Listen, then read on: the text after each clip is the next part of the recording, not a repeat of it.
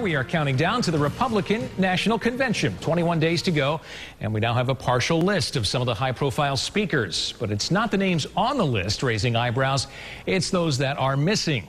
Our Laura Harris is live at the Tampa Bay Times Forum, the stage for the RNC, to break down what this preliminary list of names means. Good afternoon, Laura.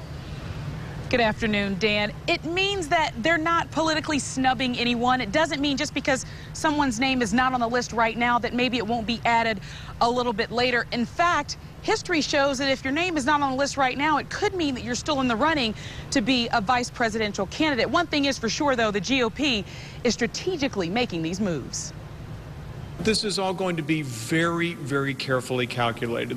Jim Davis, former Florida state representative as well as United States representative, says the Republicans have a distinct plan as they strategically roll out the names of those that will be speaking at the Republican National Convention. I think the Republican Party did two things today, both of which are wise. They touted out some of their best and brightest, and they mixed into that some people they have to ask to speak. Davis says he's not just looking at the names that have been introduced, but he says just as important, if not more, is when these people will speak.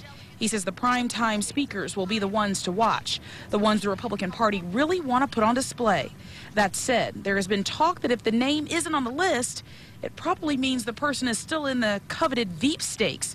However, Davis seems to think we will know who Romney has chosen before the RNC even starts. Many of these people that are being touted as vice presidential candidates are leaders in their own right. I think they will always be speaking in some way at the convention. He says people like Condoleezza Rice will have a lot to bring to the table on hot-button issues like foreign policy.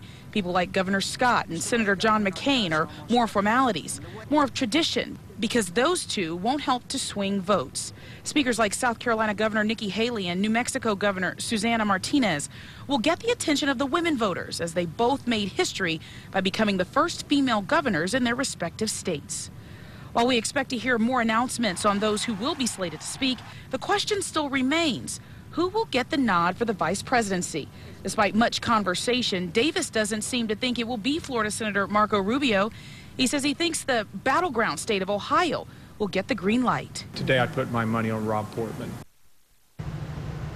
And Portman, of course, the junior state senator over in Ohio, the battleground state. So we'll just have to see if Davis was actually right on this one. But for now, we're live in Tampa. Laura Harris, ABC Action News.